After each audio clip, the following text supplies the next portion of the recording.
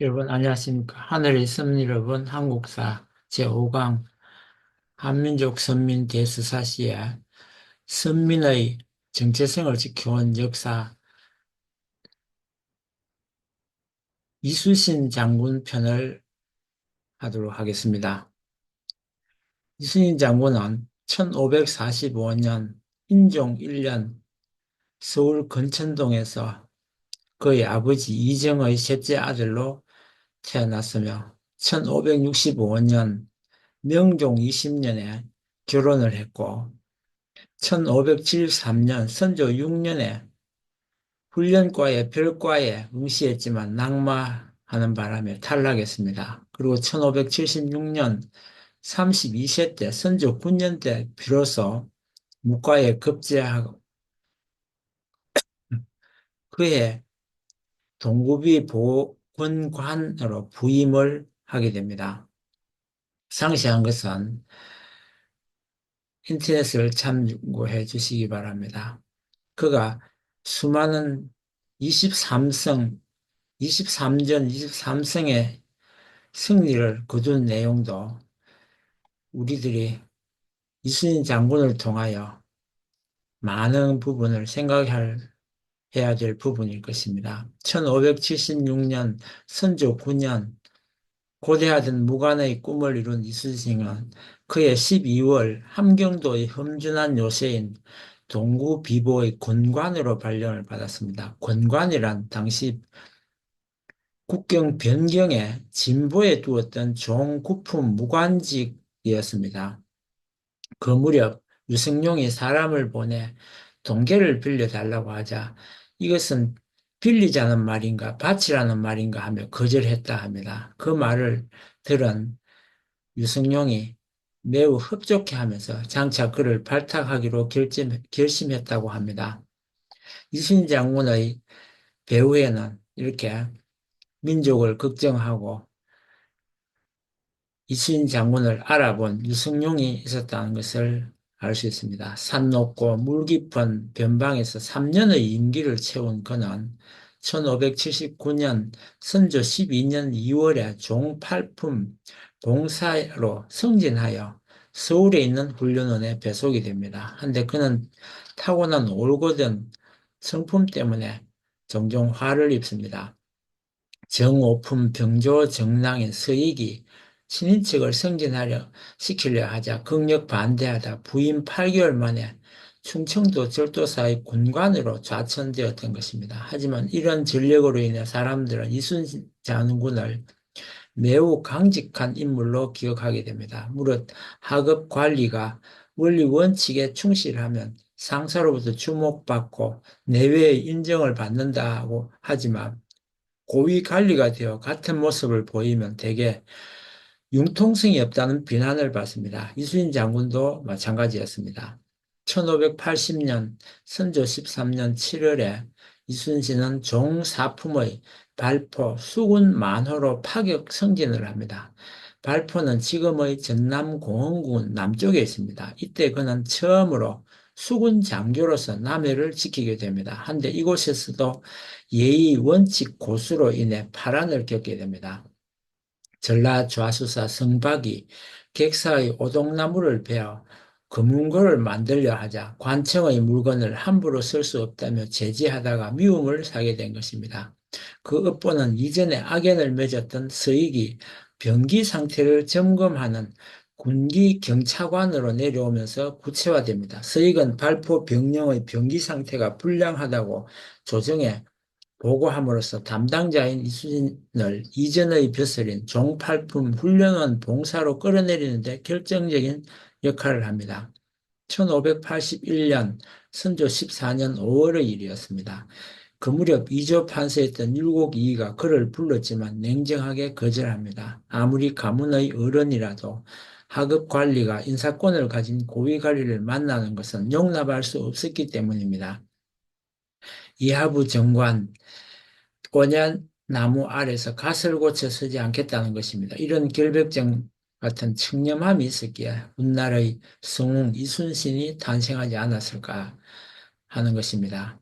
하지만 율곡이가 10만 양병설을 주장한 것처럼 이수진을 불러서 나라의 정세를 묻고자 했을 수도 있는 것입니다. 어쨌든 모단 돌이 정을 맞는다고 1583년 10월 이수진은 다시 강등이 되어서 종구품 근원보의 권관이 되었습니다. 과거 급제 후 최초의 품계로 돌아왔으나 어지간한 사람이라면 우라를 참기 힘들었을 것입니다. 하지만 그는 담담하게 직무에 임했고 한 달 만에 여진족의 추장을 생포함으로써 정칠품 훈련은 참군이 되어 서울로 돌아옵니다. 한데 그 달 15일 아버지 이정이 아산에서 세상을 떠났습니다. 무슨 까닭인지 이듬해 7월에야 부엄을 들은 그는 즉시 사직하고 고향으로 내려갔습니다. 3년상을 마친 1585년 선조 18년 1월 40세의 나이로 종육품 사복시 주부로 복직한 이순신은 부임 16일 만에 유승룡의 청거를 받아 조산보의 만호가 되었고 1년 뒤에는 녹둔도 둔정관을 겸직하게 됩니다. 녹둔도는 두만강 하구에 있는 섬으로 여진족의 침입이 빈번한 조선의 최전방이었습니다. 1586년 가을 녹둔도에 여진족의 일단이 쳐들어와 병사 11명을 죽이고 병사와 백성 160여 명을 납치하는 사건이 일어났습니다. 이때 이순신은 병력의 열세로 잠시 후퇴했다가 경흥부사 이경록과 함께 여진족 진영을 급습하여 60여 명을 구출해 왔습니다. 그런데 함경북도 병마절도사 이일이 사건의 책임을 물어 두 사람을 모두 백의종군에 처했습니다.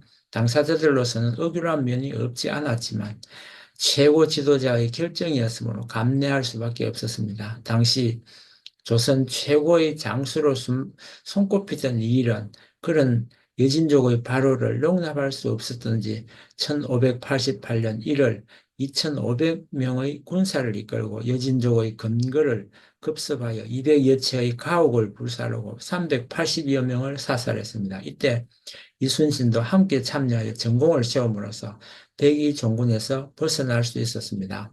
그 이듬해부터 관운이 터인 이순신은 탄탄대로를 걸었습니다.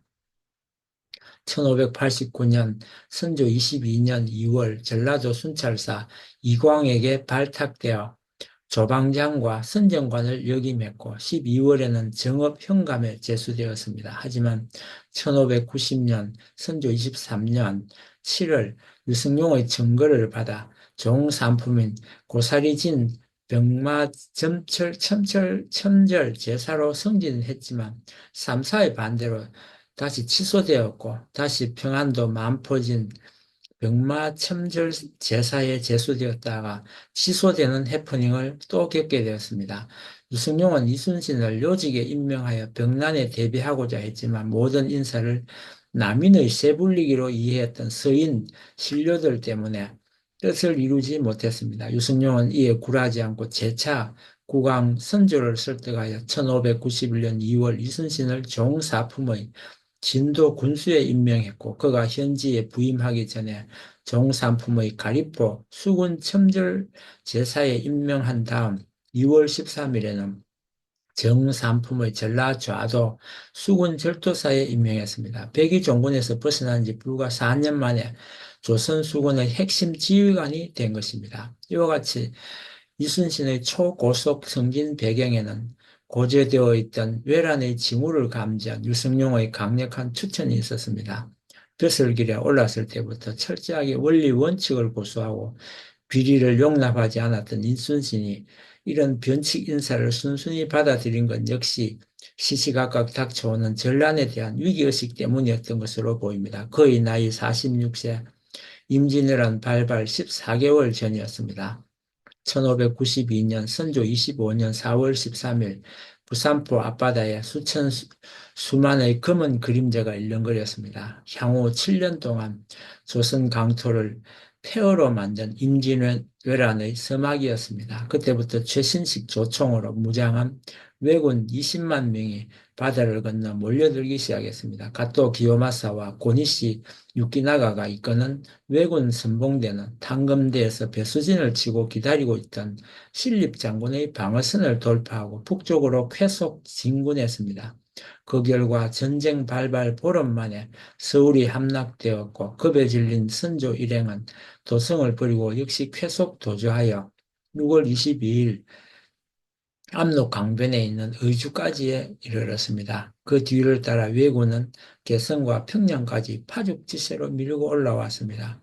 곧 조선을 점령하고 장차 압록강을 넘어 요동까지 치고 올라갈 기세였습니다. 그렇지만 모든 일이 계획대로 순순하게 진행될 리가 없었습니다. 허수아비 같은 무너지기만 하던 조선 군대에도 준비된 인물 이순신이 있었던 것입니다. 전라 좌수사로 부임한 이래 거북선을 비롯한 각종 군선을 제작하고 화포를 정비하여 정예, 수군, 양성에 부심했던 이순신은 6월 16일 옥포해전의 첫 승전보를 띄워 육전의 연패로 상심해 있던 선조를 기쁘게 했습니다. 이후 그는 남해를 거쳐 전라도로 지역으로 진공하려던 왜군을 낱낱이 격파함으로써 전황을 미궁 속에 몰아넣었습니다. 그 때문에 보급이 끊어진 왜군은 육지를 통해 곡창지대인 전라도 지역을 점령하려 했지만 7월 8일 권율과 황진이 지키던 이치 전투에서 패배하고 10월 중순 김시민이 지휘하던 1차 진주성 전투에서 패배함으로써 속전속결로 조선을 점령하려던 전략에 커다란 차질을 빚게 됩니다. 남해에서 펼쳐진 이순신 부대의 활약상은 수많은 드라마나 영화에서 다루었을 정도로 널리 알려졌지만 실상 그의 승리는 신출귀몰한 계책이나 엄청난 화력의 위력으로 이루어진 것이 아니었습니다. 그는 육전의 거듭된 패전을 감안하여 무리하게 싸우지 않고 해안의 요지를 사수하면서 각종 정보를 활용하여 반드시 승리할 수 있는 전장으로 적을 끌어들였습니다. 7년 동안의 전쟁 기간 동안 그가 공세를 취한 것은 부산포 해전과 노량해전 등 불과 몇몇 해전에 불과했습니다. 이런 전략의 이면에는 만일 조선 수군이 남해에서 단 1패라도 당하는 순간 조선의 운명이 나락으로 떨어진다는 사실을 깊이 인식하고 있었기 때문입니다. 실제로 원균이 칠천량에서 대패했을 때 조선 수군은 대부분 전선을 잃고 군사마저 뿔뿔이 흩어져 절멸 상태가 되었고 곡창지대인 전라도 일대가 무인지경이 되었던 것입니다.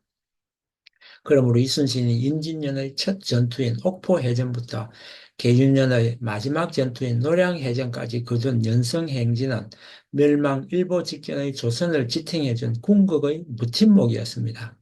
임진왜란의 3대 첩으로 손꼽히는 한산도 대첩 역시 이런 절박감과 이순신의 철두철미한 용병술이 빚어낸 당연한 승리였습니다. 23전 23성의 연성신화, 임진왜란 개전 당시 남해에는 경상자수사 박홍, 경상우수사 원균, 전라자수사 이순신, 전라우수사 이혁기가 포진하고 있었고 전함은 250척 정도였습니다. 그런데 왜군이 내침해 오자 경상좌수사 박홍은 휘하의 전선을 모두 침몰시키고 도주했습니다. 그 때문에 경상도 지역의 원균의 전함 4척만 남자 조정에서는 수군과 전함을 온전히 보전하고 있던 전라도 수군에게 남해안 방어를 기대하면서 이순신에게 지휘권을 주었습니다. 대임을 맡은 이순신은 그해 5월 4일부터 8일 동안 옥포, 하포, 적진포에서 적선 37척을 격파했습니다. 5월 29일부터 벌어진 2차 해전에서는 전라 우수사 이억기, 경상 우수사 원균과 함께 사천, 당포, 당항포, 율포 등지에서 적선 72척을 침몰시키고 88명의 외병을 사살했습니다. 7월 8일에는 이억기와 함께 전함 90척을 이끌고 출동하여 노량에서 원균과 합류한 다음 견내량에서 정박 중인 왜군 함대를 한산도 앞바다로 끌어들였습니다. 이때 그는 하객진을 펼쳐 청각선 7척, 대선 28척, 중선 17척, 소선 7척을 파괴했습니다. 이수신은 여세를 몰아 9일부터 11일 새벽까지 앙골포에 있는 적선을 맹폭했습니다. 그 결과 조선군은 적선 100여 척을 격파하고 왜군 250명을 죽이는 등 개전 이래 최대의 승전을 거두었습니다. 이른바 한산도 대첩이었습니다. 이때 1595년 7월 초 1일자 1기에 적힌 이순신 장군의 심경을 살펴보도록 하겠습니다.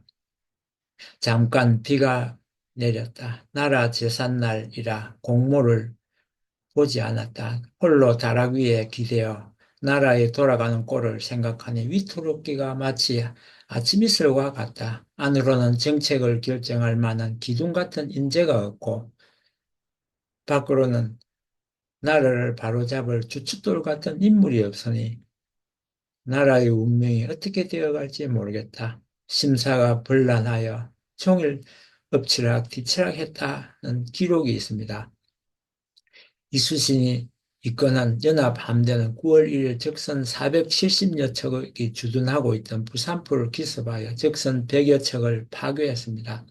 불의의 습격을 받은 왜군은 육지로 급히 대피한 다음 총포를 쏘면서 맹렬히 대항했습니다. 이 전투에서 조선 수군은 녹도, 만호, 정운을 비롯해 6명이 전사하고 25명이 부상했습니다.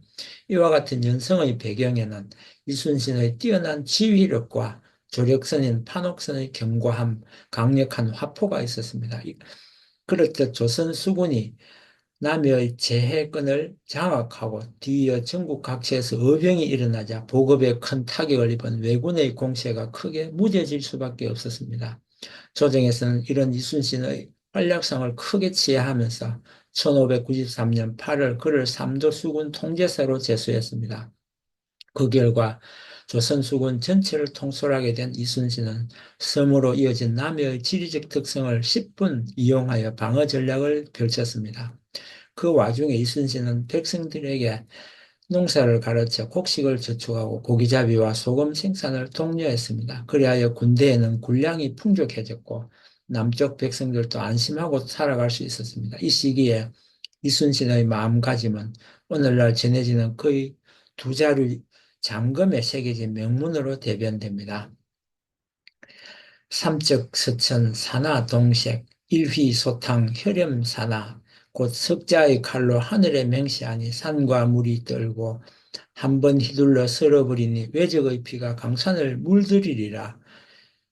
이것이야말로 적을 대하는 장수의 위용이 아닐 수 없습니다. 바야흐로 전쟁이 소강 상태에 접어들고 명나라와 일본 간의 화의 교섭이 진행되던 1597년 선조 30년 1월 이순신은 갑자기 파직되어 서울로 압송된 뒤 가혹한 국문을 받게 됩니다. 이중첩자 요시라의 정보를 바탕으로 바다를 건너오던 가또 기요마사를 요격하라는 왕명을 어겼다는 혐의였습니다.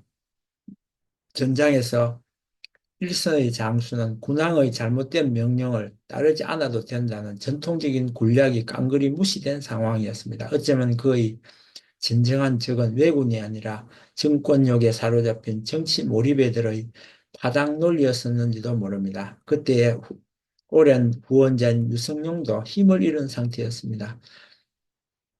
하늘의 도움으로 병조판서 정탁의 비호가 있어 간신히 풀려난 이순신은 권율의 막하로 백의종군을 명받습니다.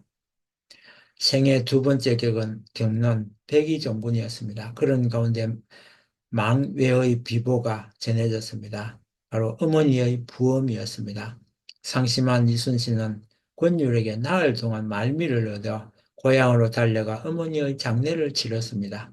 그 시기는 당시 인간 이순신의 심경이 어떠했는지를 적절히 보여줍니다. 16일 병자 흐리고 비가 내렸다. 배를 끌어 중방포에 옮겨대고 영구를 상례에 실어 본가로 돌아왔다. 마을을 바라보고 통곡하니 찢어지는 마음을 어찌 말로 다 할 수 있겠는가. 집에 이르러 빈소를 차렸다. 비가 크게 퍼부었다. 남쪽으로 떠날 일도 급박했다. 부러지져 통곡하며 속히 죽기만을 기다릴 뿐이다. 죽고자 하면 살고 살고자 하면 죽으리라. 1597년 명나라와 일본의 화의가 결렬되면서 잠정 휴전 중이었던 전쟁이 재개되었습니다. 대규모의 왜군이 다시 바다를 건너 조선으로 몰려들었습니다. 정류재란이었습니다. 그해 7월 원균이 이끄는 조선 수군은 7천량에서 참패하면서 완전히 괴멸되었습니다. 기세가 오른 왜군은 팔을 들어 남원과 전주를 함락하고 장차 서울 진공을 노렸습니다. 그러자 겁에 질린 선조는 지푸라기라도 잡는 심정으로 이순신을 재차 삼도 수군 통제사로 임명합니다. 당시 조선 수군에 남아있는 전함은 불과 12척, 뿔뿔이 흩어졌던 군사 수백을 모아 간신히 전단을 꾸렸지만 실로 최악의 상황이었습니다. 조정에서는 그런 이순신에게 도원수 건율의 희화에서 육군을 지휘하라는 명령을 내렸습니다. 이때 이순신은 감년이 남아있는 전력만으로 적을 막아내겠다는 장계를 올립니다. 신에게는 아직 12척의 패가 있습니다. 그런 다음 이리저리 수소문해보니 한 척의 전함이 더 있었습니다. 그리하여 불과 13척의 낡은 전함으로 이순신은 무한도전의 일전을 준비했습니다. 그 무모한 명량해전 전야, 그는 붓을 들어 필사적생, 필생적사라고 씁니다. 죽고자 하면 살고 살고자 하면 죽으리라. 운명의 9월 16일 이순신은 우는 바다 명량에서 생사를 도외시한 분전으로 겁에 질린 부하들을 독려함으로써 기적 같은 승리를 거둡니다. 그렇게 조선 수군은 왜군의 서해안 진출을 틀어막음으로써 전쟁의 일대 전기를 이끌어냅니다. 이런 불세출의 성장 이순신에게 당도한 것은 통곡이라는 두 글자가 쓰인 편지였습니다.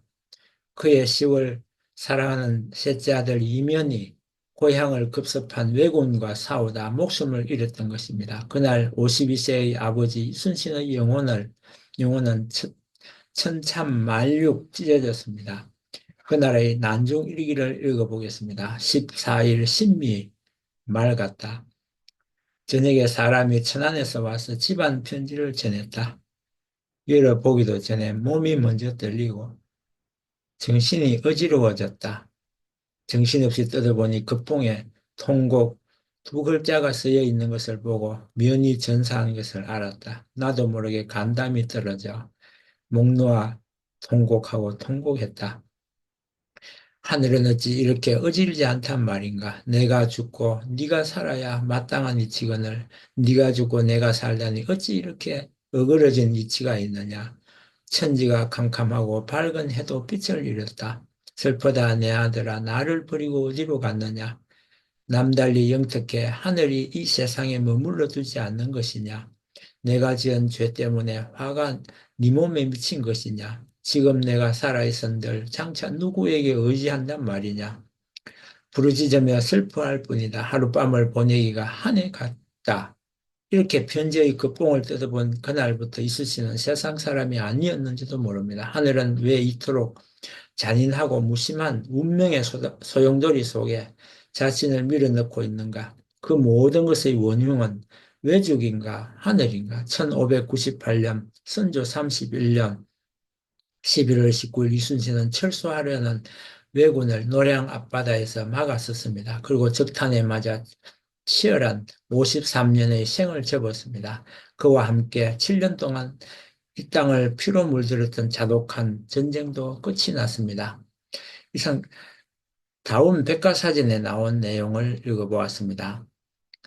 한편 나무위키 백과사전에 나온 내용으로 보면 이순신의 죽음에 대한 의문점에 대해서 나와 있습니다. 징비록에 의하면 선조는 원균의 패전 이후에 그 외에 방법이 없다는 것을 잘 알고 있으면서 스스로 자신의 실책을 인정하고 이수신을 다시 기용하고 싶은 생각이 없었다는 것이 명확하게 드러납니다.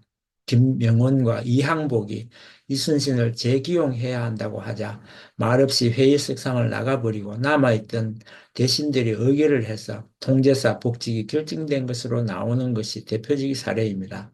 이처럼 선조의 존재를 자살설의 주요한 근거로 사용하는 경우가 많습니다. 즉 이순신이 노량해전에서 전쟁의 마지막 전투가 될 것을 알고 선조의 자신에 대한 경계심과 시기심을 의식해서 자살을 선택했다는 설입니다. 단 노량해전이 마지막 해전이라는 것은 전쟁 전반을 놓고 보았을 때 그랬던 것일 뿐 아직 부산과 울산 등에서는 일본군의 철수가 완료되지 않은 시점이었습니다. 즉 노량해전이 마지막 해전이어서 자살을 계획하고 실행했다는 것은 어디까지나 결과론적인 이야기에 지나지 않습니다. 노량해전 이전의 순천 예교성 전투를 비롯하여 임진왜란 막바지에 들어가면 명나라가 전쟁을 피하려는 의도를 강하게 보입니다. 하지만 이런 상황 속에서도 이순신은 전투의 주도권을 명군이 아닌 본인이 강하게 잡고 있었고 조선을 침략한 침범한 왜적을 물리치기 위해 동분서주합니다. 그렇기 때문에 노량해전에서 전사하지 않았다면 아직 남아있는 적을 제압하기 위해 명군의 참전 여부를 떠나서 그 다음 전투가 벌어질 수 있었고 따라서 이순신이 마지막 전투에서 자결하겠다고 결심했더라도 노량을 깔끔하게 정리하고 그 후에 부산포에서 이루어진 진짜 마지막 결전에서 실행하는 것이 이치에 맞는 일입니다. 즉 쉽게 말해서 임진왜란이 끝나면서 이순신이 죽은 것이 아니라 이순신이 죽었기 때문에 노량해전이 임진왜란의 마지막 전투가 된 것입니다.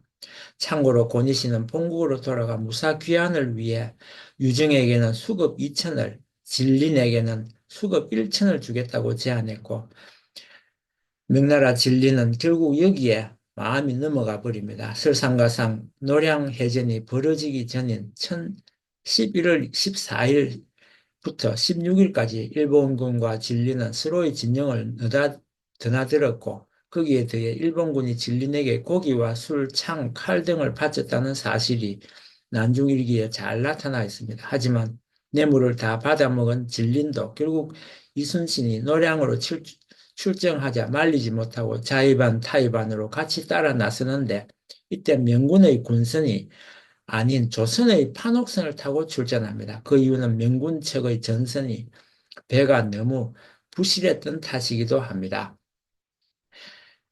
이상 내용을 간추렸고 조선시대에는 임진왜란이 나라를 지킨 이순신 장군이 있었습니다. 이순신 장군은 임진왜란 당시 일본의 침략에 맞서 조선을 지킨 영웅으로 전투에 임할 때 하늘에 기도했습니다. 그런 그의 기도에 응답하듯 꿈에 신인이 나타나 병법을 알려주었고 결국 그는 탁월한 전략과 용맹으로 여러 해전에서 승리를 거두었습니다. 특히 명랑해전에서의 대성은 그의 뛰어난 지휘력과 하늘의 가호를 보여줍니다. 지혜를 다하고 정성을 다하면 이기게 된다는 그의 단충은 나라를 위하여 몸을 바쳤고 의를 위하여 목숨을 끊었습니다. 비록 옛날의 양장이라 한들 이에 더할 수 있겠는가? 에스카다 조정에서는 사람을 쓰는 것이 그 마땅함을 모르고 이순신으로 하여금 그 재주를 다 펼치지 못하게 했구나.